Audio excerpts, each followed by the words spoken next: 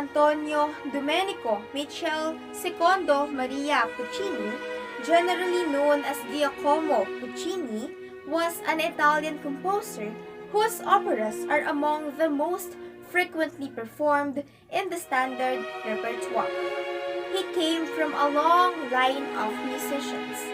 His father was a choir master and organist, and it was expected that Giacomo would follow his footsteps.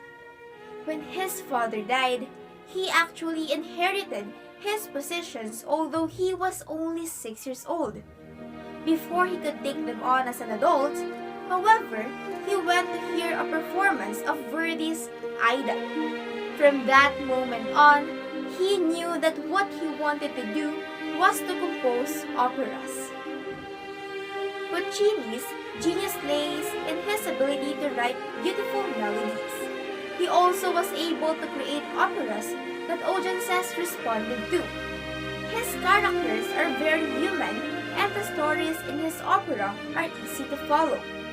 It took a while for Puccini to achieve this goal, but eventually, his works became successful.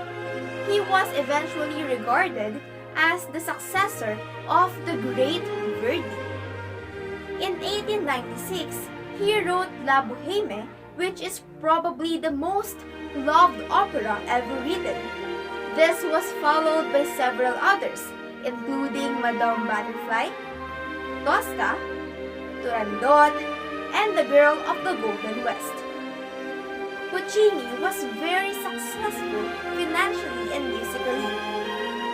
When he died in 1924, he left over $4 million.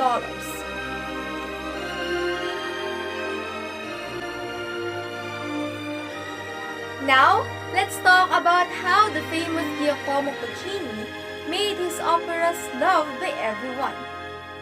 Well, the majority of Puccini's operas illustrate a theme defined, "He who has lived for love has died for love." This theme is played out in the fate of his heroines, women who devoted their body and soul to their lovers, are tormented by the feelings of guilt, and are punished by the infliction of pain until in the end, they are destroyed. In his treatment of this theme, Puccini combines compassion and pity for his heroines with a strong strike of sadism.